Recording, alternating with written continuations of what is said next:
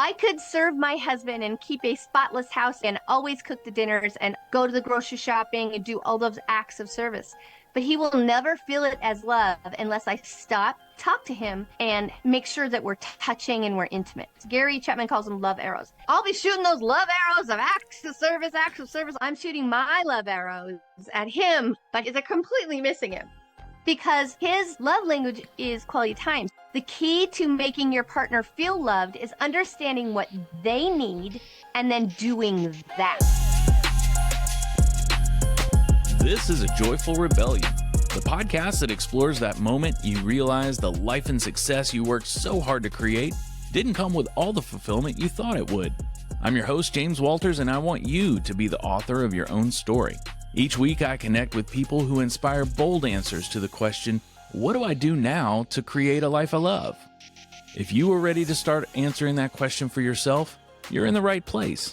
So let's start a joyful rebellion. Our relationships are a huge part of living our best life. So much so that the very first episode of A Joyful Rebellion featured a guest who helps people find their forever person. And today's guest builds on that theme, and this episode is for all of you married folks. Theresa DeWit is a relationship coach at joyfullymarried.com and author of the book, Less Conflict, More Joy. And side note, if you're not looking for more joy in your life, please message me directly so I can flood your inbox with videos of baby chipmunks. That works for me anyway. Your mileage may vary, but back to today's episode, where Theresa and I discuss her practical tips for making a great relationship even better, turning conflict into connection, and we also talk about how to recover if you realize your relationship has hit a plateau or even a slump. This episode is packed with info you can take action on today to see big changes in your love life with your significant other. So let's jump right in. Theresa DeWit, thank you so much for joining our Joyful Rebellion. I'm so glad to have you here. And your website is Joyfully Married. So when I saw that, I looked at it and thought, okay, this is someone I want to talk to. I've talked to people about relationships on the show before, but those were people who helped others get the relationships or meet the person they were going to have the relationship with. I wanted to talk to you about sustaining a great relationship or taking maybe a long-term relationship someone is currently in and making it better than it is right now. The core of the podcast is about when a person realizes they've put up with complacency in some area of their life. The podcast hopes to answer the question, well, what do you do next? And that's where the whole concept of the joyful rebellion comes in. Well, why not be bold about it? Why not really go for it? I'd love to talk with you about if someone is in a long-term relationship and they find themselves in that place of complacency with their partner, what their routines are, just all the things. Or actually, if it leads to conflict, then you have a lot to say about that. You wrote a book. It's called Less Conflict, More Joy, which I love the title. What inspired you to write that book? I think a lot of us take our mess and we can make it our message. And that's kind of what happened with me. My first marriage was a mess. It truly was. And because of that, I spent a lot of time just digging in, like, how can I fix my marriage? What can I do? And it turned out I wasn't able to fix that. It was too little too late. It was possibly mental illness issues, not diagnosed. I don't really want to put labels on it. I just want to say that it didn't work. So going into my next marriage, I'm like, I'm going to make sure this works. And so again, I took a lot of the stuff that I learned. I was reading tons of books. I went to classes. I went to listen to anybody who talked about marriage or relationships at our church. I counseled with pastors. I just did all this stuff. And I did a lot of inner work. It's like I basically got my PhD in relationships just because I had to dig in and figure out, how do I make this work? Because I am not getting divorced a second time. Oh, no, we're not doing that. So we've been married. The first one was 16 years. This one's 15. So I've had quite a bit of years under my belt, so to speak.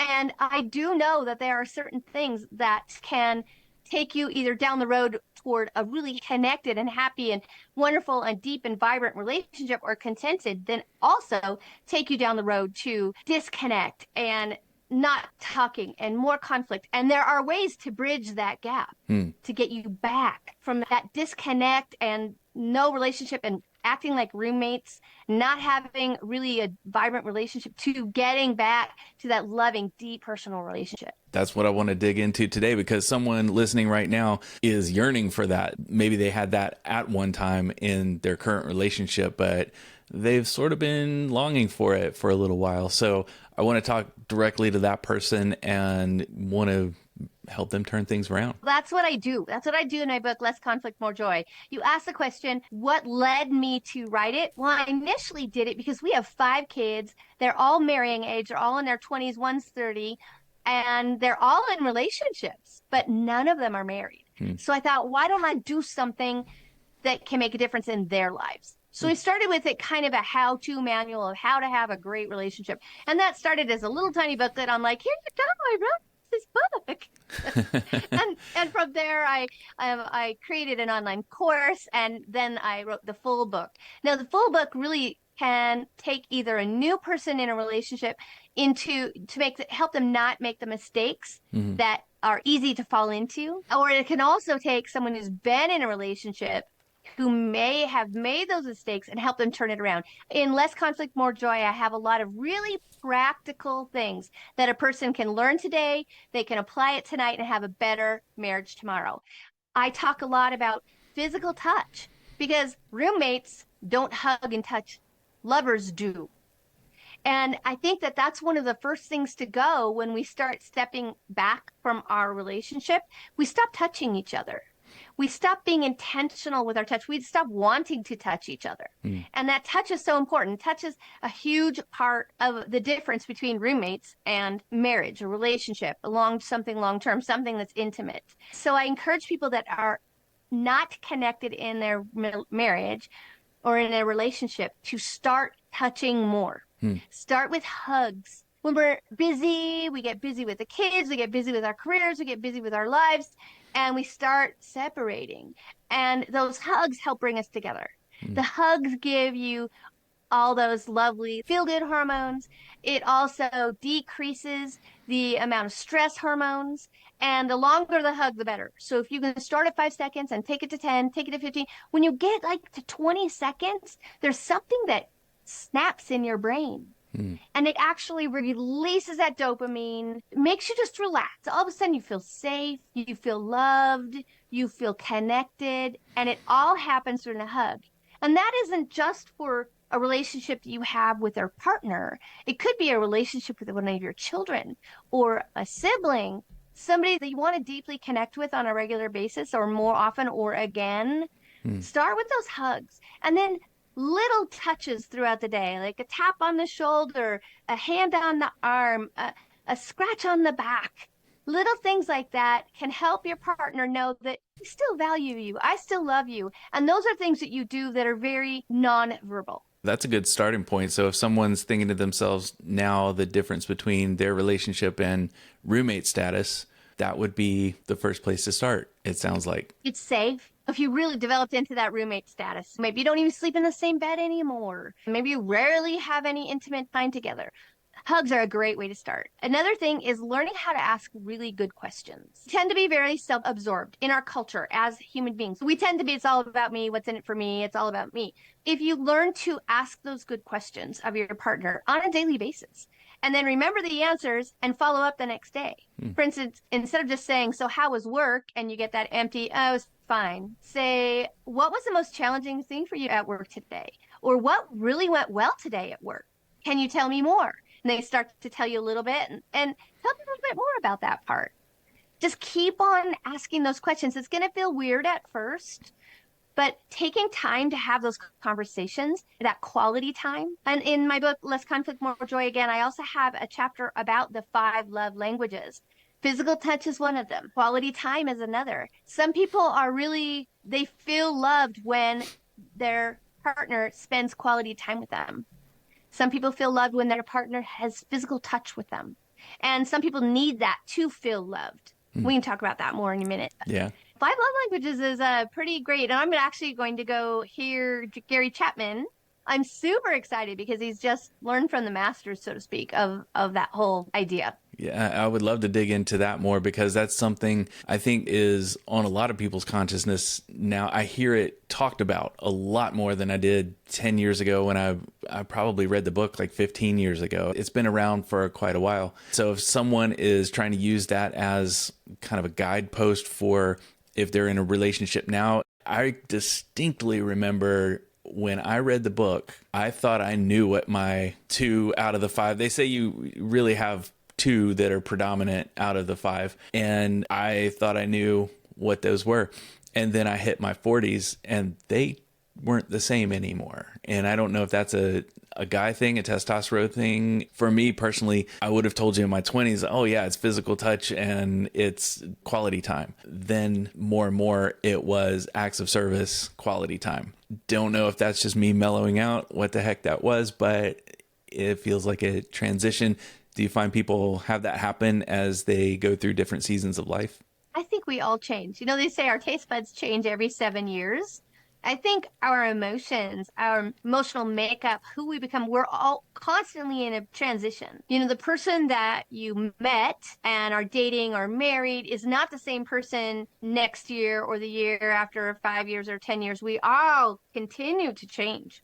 I know my husband's watched me go through a lot of stuff in the last couple of years, and it's okay. I mean, we do, and it's good to reevaluate. What do I really need from this relationship? When you understand the 5 love languages, again, that's Gary Chapman's work, not mine. But when you understand them, that it's physical touch, it's acts of service, it's words of affirmation, gift giving, quality time. So those are the 5. And when you understand your makeup, what you need to feel loved, you can ask for it. For me, acts of service, and well, for me it's mostly acts of service, but all I want is that words of affirmation as a response. Just tell me I did a good job. You know? Right. Just notice that I did that thing, and I'm gonna feel happy and fulfilled. But my husband is completely opposite. He is quality time and physical touch. So I need to slow down my acts of service and spend some time talking to him for him to feel loved. The key to making your partner feel loved is understanding what they need and then doing that. Yeah. I could serve my husband and keep a spotless house every day and always cook the dinners and always go to the grocery shopping and do all those things, all those acts of service. But he will never feel it as love unless I stop, talk to him, and make sure that we're touching and we're intimate. Gary Chapman calls them love arrows. I'll be shooting those love arrows of acts of service, acts of service. I might say, hey, baby, good job at work. I'm shooting my love arrows at him, but they're completely missing him because his love language is quality time. So when he comes into like my office here, we both have an office in our house here. And when he comes into my office, I need to stop what I'm doing, pay attention to what he has to say, and try to ignore whatever's on my desk that I was in the middle of, you know, because that's his way of showing me love. He shows it to me in quality time. He's learning to show it to me by doing things for me or with me as an acts of service person. I love it and I'm kind of jumping into another subject here. Feel free to interrupt if you need, but we hit both of our needs when we cook together, for instance, because me, it's an acts of service, doing. For him, while we cook, we talk. So we get that quality time and the doing, and that hits both of our needs for love. So if you have competing love languages, you need to figure out how to make them work together. There are ways. Like you said, with the cooking, find something that takes care of both. So that could be a hike or something that you mutually enjoy that can kind of combine both of the things. That would be pretty cool. You could hold hands while you're walking around the lake or wherever you're walking. So you could definitely do that. Maybe you're at church and you hold hands, or what, you know, those kind of things, that physical touch. You're driving in the car, and I coach women who are having difficult relationships. And I had coached one of my girls. Her husband was going through some medical issues, and they were going to one of his appointments together. And we had talked, and she goes, I feel really distant from him. And I said, what are his love languages? And she said, one of them is physical touch. And I said, well, then next time you're together, touch him. She reported to me afterwards. She goes, you know what? I put my hand on his leg in the car when we were driving there. And later that night, he says to me, wow, honey, when you put your hand on my leg in the car, it really made me feel loved and supported through this. Isn't that amazing? Just one tiny little thing. Yeah. Because she was hitting the nail on the head of his love language. It's what he needed from her, and it wasn't a big lift, so to speak, on her part. Right. Brendan Burchard was talking the other day. He goes, we know what we need to do. He says, we know what we need to do to eat healthy or to exercise or, for instance, love our partners. We know what we need to do, but oftentimes we don't want to do it. So sometimes you just have to say, I'm going to love him in his love language for the next 5 days and see how it goes. When you feel disconnected, set your intention. Can I tell you a little story about it being intentional? Yes. Love that. I'll try to make it short because it could get a little long, but we used to live in this little tiny 850 square foot home. Coming into the house, the front door, there's a big glass window. My husband, he worked early, would get home mid-afternoon, and he's a plumber. So he was always, dirty and tired. And he would get home, and I also had a couple home-based businesses. One had a lot of inventory. I was peddling scarves. So I had all these scarves, boxes and boxes and boxes and boxes of scarves that I would pull out. I would price them. I'd have to put them away. So a lot of times when you get home in the middle of the afternoon, the living room was covered with all these scarves and all this inventory, this jewelry inventory, accessories that I was selling. And it would really irritate him because he just wanted to come home to a nice, neat house and be able to walk to the shower and get rid of his dirty clothes. So we were growing further and further apart. It was getting worse every night. Here I am in my living room, feeling completely disconnected from my husband and thinking, I'm not going to have another divorce. What do I need to do? And I learned to be intentional. So the idea is that when you walk into, this is a Brendan Burchard thing again, when you walk through a doorway, you should be intentional before you walk through what person you need to be on the other side of that door with the people in there. So I thought, well, he's walking through the doorway and I'm going to be intentional about our evenings. So I started by throwing a giant smile, a Cheshire cat smile on my face, like waving. I mean, like literally ridiculous. So ridiculous. And the first day he walks in and he just looks at me like the weirdest look. And usually I'd be scrambling around trying to put everything away and completely ignoring him when I get home. So I wanted to be intentional and set the tone for a great evening together. So I did it the second day again. He gave me that look like, what are you doing? The third day, he finally goes, okay, I need to know what is going on. And I told him that I was trying to be intentional, set an intention of having a great evening together. And the fourth day, he comes up to that glass window in our front door and he plasters his face, his nose and his lips up against that window and a big old Cheshire grin, like to me, back to me. And that has been one of our biggest tools in our tool chest. Just smiling at each other. Greeting each other with positive energy, no matter what space I'm in. When he comes home from work, I'm like, hey, baby, I still do it. Now, we live in a much bigger house now, and he has his office, I have mine. But when he comes into my space, he comes in intentionally positive, and I try to do the same thing to him. And when you do that in your relationship, when you're very intentional, you can really turn things around. And it completely did for us. It absolutely revolutionized our marriage in a very short period of time. Being intentional with your positive energy. That's the way you were when you dated, right? Yeah. When you first started dating, you couldn't wait to see the other person. There's always a big smile on your face when you saw them, big hugs, all this, like, yeah, I can't wait to see you. But as we go on, we start to take our partner for granted. And if you can stop doing that, if you can start being intentional again, start by smiling, have a happy tone of your voice when you're speaking to your partner, it makes all the difference. It can make all the difference. I bet. And I bet that you got a list of your top 3 things. If someone's thinking their relationship's beyond repair, you've got 3 things that you can do to start improving things immediately. And I'm guessing that's one of those top 3. What are the other 2? The hugs, for sure. More hugs, more connection. And the hugs are just like the first step. Hugs and touching and massages. I mean, sometimes you'll hear of couples, and I'm sure you probably know some couples that haven't had sex in years. That's what couples do even after menopause. That's not an excuse. Yeah. Just because we're getting older doesn't mean we shouldn't be intimate with our partners.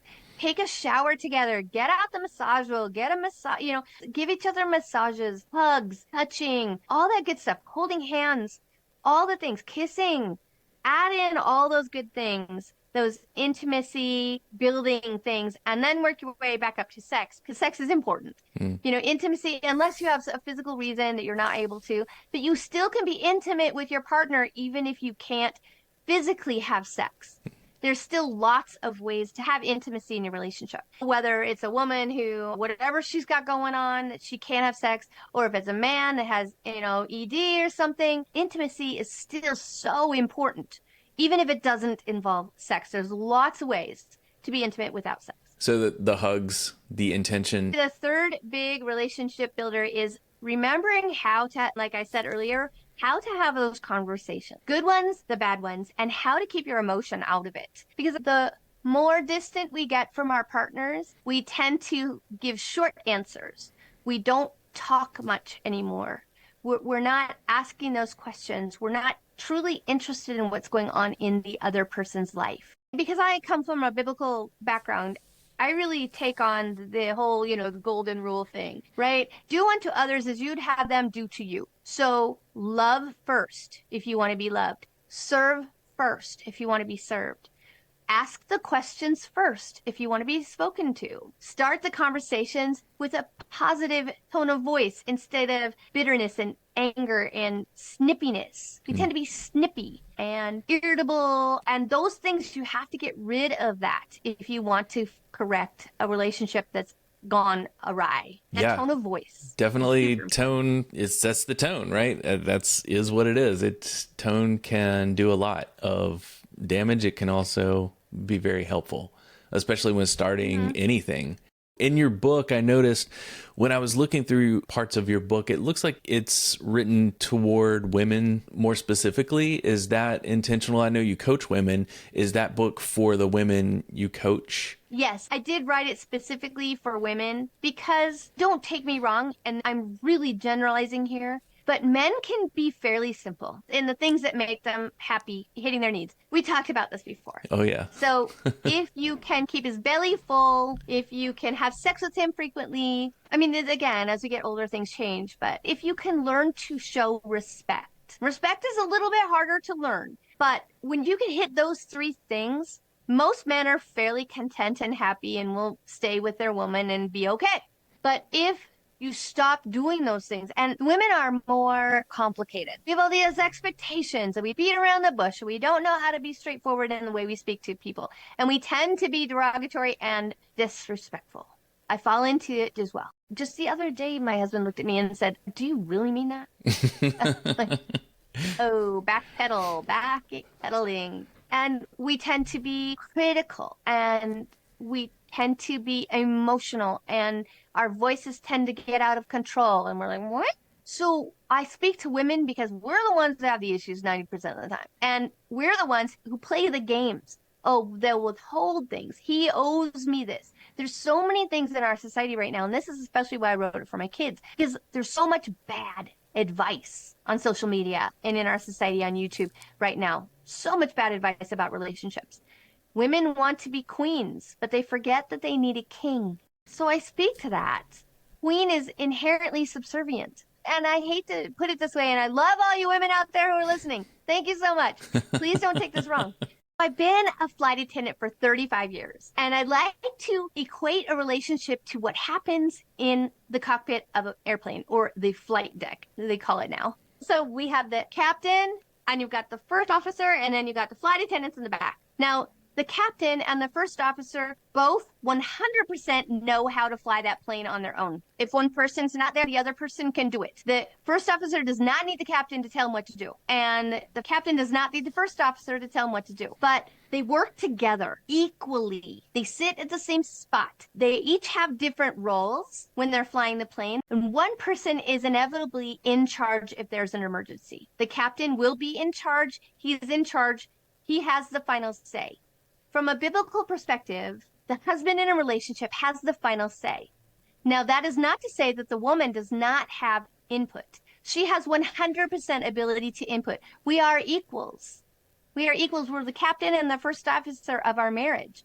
But if there's a tie, he wins. And that's okay to let him win, because then it's his responsibility if he makes a bad decision. But your responsibility is to lovingly give all the input that he needs to make the best decision. And 90% of the time, he will refer to you because he doesn't want to do the work to figure it out. That's a good Well, I'm just saying, life hack right there. Yeah.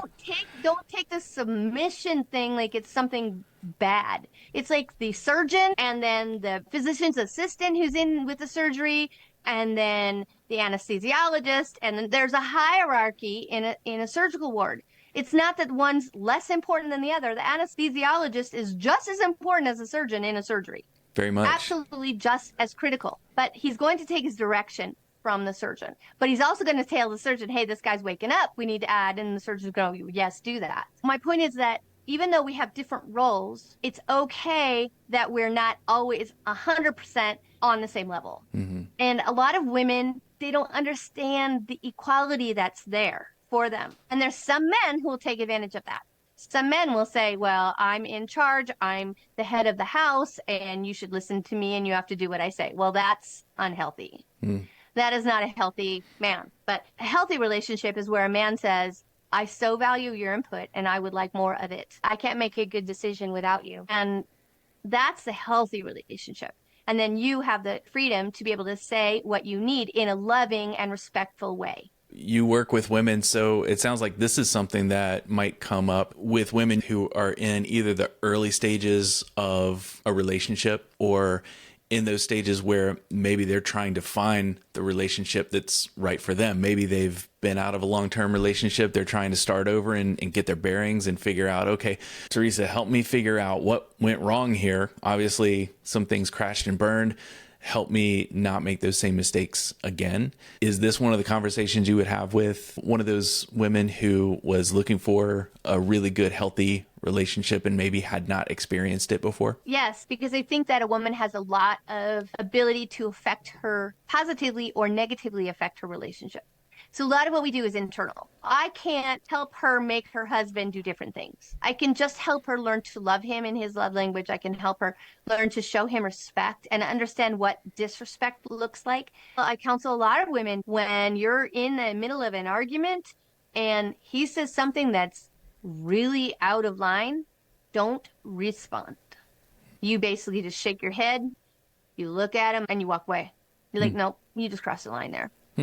But screaming back at him for saying something wrong that's inappropriate or belittling or whatever, all that does is make him think that you're just a raving bee instead of taking that self-control and stopping and pointing out, well, you just crossed the line, buddy. I'm not doing that.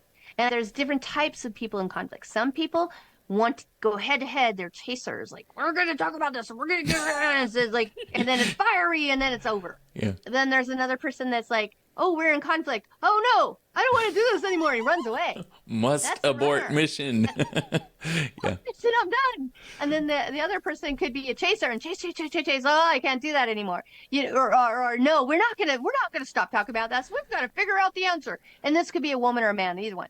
Either person can take on this role. Or there could be two runners. Like, there's conflict. Yeah. I don't want to talk about that. There's healthy things and unhealthy things to each side of those actions, especially the runner-chaser scenario. The runner wants to run away and not talk about it. The chaser won't let go until it's resolved.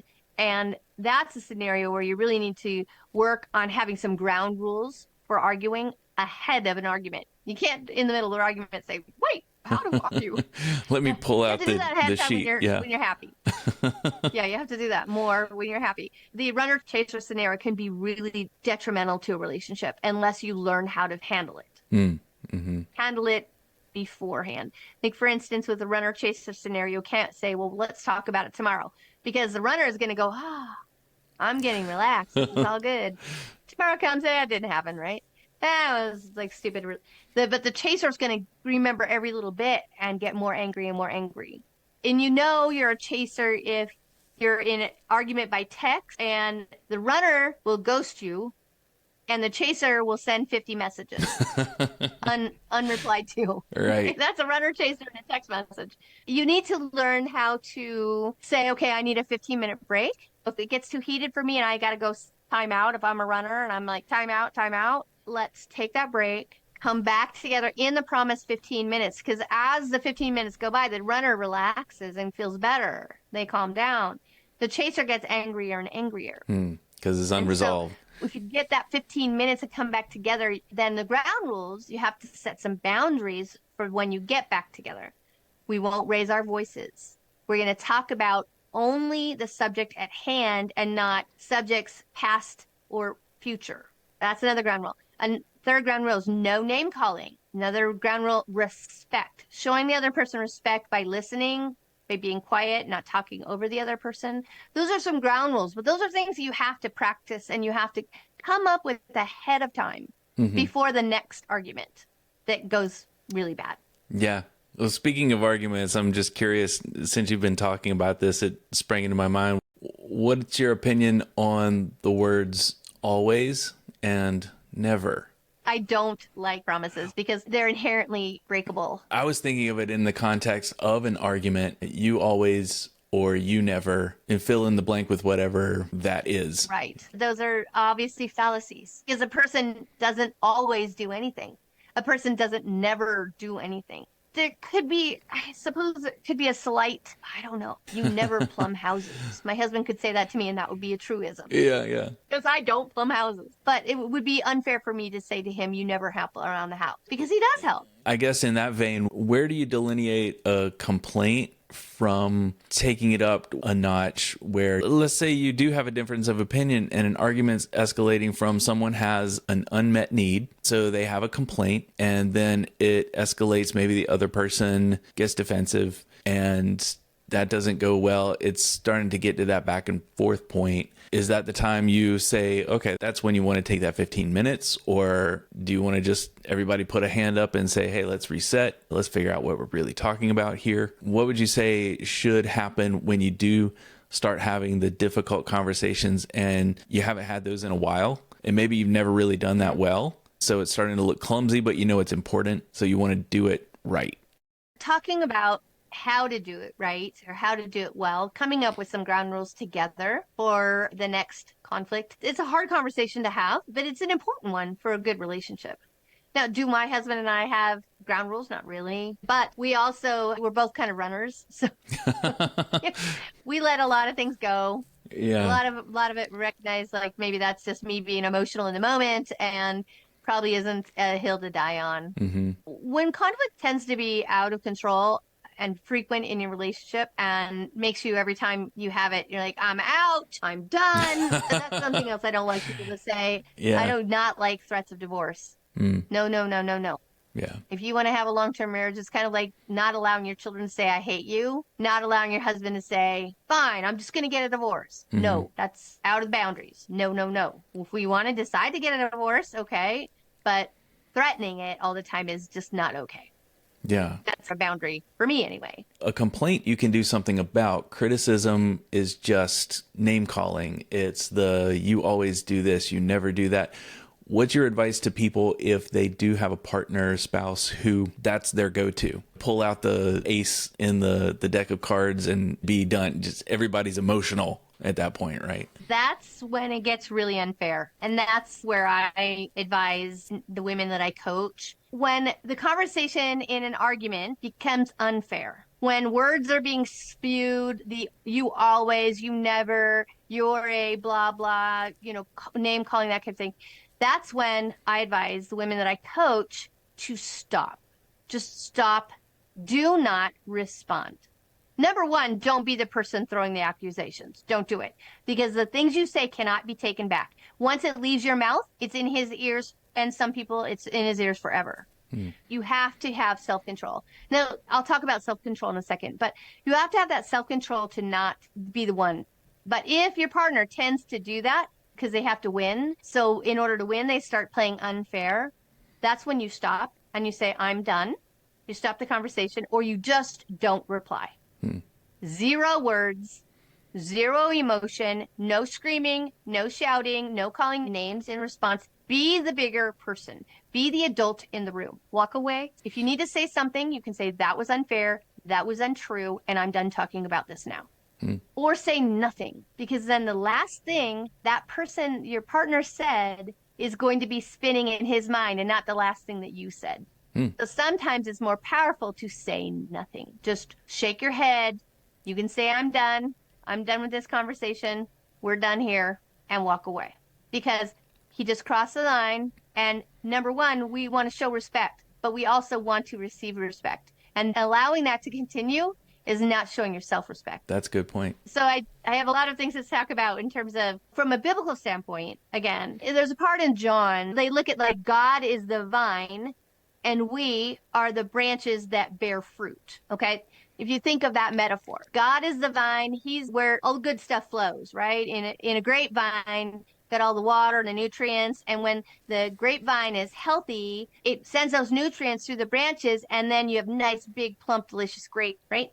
So that's the fruit. And the fruit of the Spirit, they talk about as a Christian or as a believer or as anybody, it's love, peace, patience, kindness, goodness, gentleness, faithfulness, self-control, love, peace, patience, joy, all those good things. And the better our relationship is with God or with ourselves or whoever, whatever your spiritual point of view is, the better we are centered, the more fruit we have in our life. We have more joy, more peace, more patience, more self-control. I think that's one of the beautiful things about getting a little older. Here I am celebrating my 60th birthday very soon. Getting a little bit older, you have more of that fruit because you have the ability, you've learned to not engage negative behavior. And in a relationship, it's super important to not engage that negative behavior, those negative conversations. Just don't engage. Do not reply when they're being unfair because you're not showing yourself respect. Right. We have a lot of control in those arguments by just stopping and being the adult in the room. I love how you describe the vine metaphor and the fruit and what the fruit actually is, the peace, the joy, the love. And that's a great segue for if you are talking with someone and they feel like they have a great relationship with their partner and they've been with their partner for quite a while. And so maybe they've just hit that, I don't want to call it a rut. Maybe it's a plateau. Maybe they find themselves going to the same places, doing the same thing, thinking about the same vacations because that's the rhythm they are used to. But everything else about the relationship is great. But maybe there's something a little deeper going on with this pattern. What advice would you give someone who just feels like they need to experience growth that they haven't experienced maybe in a while in their relationship? I think it's okay to switch up your friend group sometimes, to switch up the other people in your life. You're not going to switch up your partner. For instance, my husband and I were just talking about our vacations for 2024 and what we're going to be doing. And we were invited to go to Roatan with some other friends that we don't usually vacation with. And we were also invited to go to Cabo with some people that we know quite well. And I said, maybe it would be good to switch up the group a little bit, get to know some new people, do something with other people that we don't normally spend time with. Because I think it's important that as we grow, like for instance, we're dry, we don't drink. And the new friend group, about 3/4 of those people are dry as well. Mm-hmm. The old friend group still drinks heavily and we love them, but we're changing ourselves. And so it's important you surround yourself with people that are on the same road you are. I mean, listen, we hung out with all those people on New Year's Eve. It was awesome. It was super fun. And they're people we love. We've known them for 15, 20 years, long time. But it's good to be around new people, to do new things, to do new things together. Go to dinner with a new coworker or somebody else from church or somebody else that you meet. We meet new people all the time. You actually pick up that phone and make that reservation, that dinner reservation with these new people and see maybe this is a relationship or friendship we want to cultivate together. Jeremy and I almost always do our date nights with another couple. We tend to have way more fun because we've already talked about it all ourselves. Right. Yeah. Date nights are important. Doing things outside of your house is important for your relationship. Super healthy. For us, we like doing it with other people. And sometimes we'll even say, if we're going into a new situation, we went to an event and didn't really know anybody there. So before we walked in, we knew we weren't going to know many people there. So before we walked in, we looked at each other and made a pact. Let's be the funnest people in the room. Before we walked through that doorway, we set our intention for the type of energy we wanted to bring with us. And by the end of the night, we had a whole bunch of new friends. So I think it's important to continue to do those new things. Try something new. For instance, Jeremy is getting back into something he used to do in college that he hasn't done for a very, very, very long time. And he's really excited about it. So I'm like, go for it, do it. New people, new things, new sober experiences. Yeah. It's really healthy. And it's something that he's taking on because I'm the acts of service person, right? I'm always a busy doing person. So he's like, this is this thing that it's mine. I'm like, yeah, go. Because I initially was trying to insert myself. I initially said, well, that's been really fun. We should do that together. That would be really great. He's like, actually, I want this to be my thing. I'm yeah. like, okay. And I absolutely 100% support and respect that decision. And I'm like, yeah, go. Yeah. I'm a triathlete and I'm a musician. So I have all these other things that I do besides being a flight attendant and then all this online stuff that I have going on with I have a Facebook group, by the way, that's called Less Conflict, More Joy. Anybody's welcome to join. Just got to answer a couple questions and come on in. It's for women of faith who are wanting to improve their marriages. I also have a Facebook page called Joyfully Married. And that's more of like an advertising kind of, I can't really interact with people one-on-one. So Joyfully Married on Facebook or Less Conflict, More Joy on Facebook. Those are two groups that I'm in that is really a good way to connect with me. Okay. So I have all that going on too. So I have lots of things going on, and he tends to not have as many things. He's an introverted extrovert or an extroverted introvert. So when he gets outside with other people, he's super friendly, but then when he much prefer just to be home. Yeah. I get it.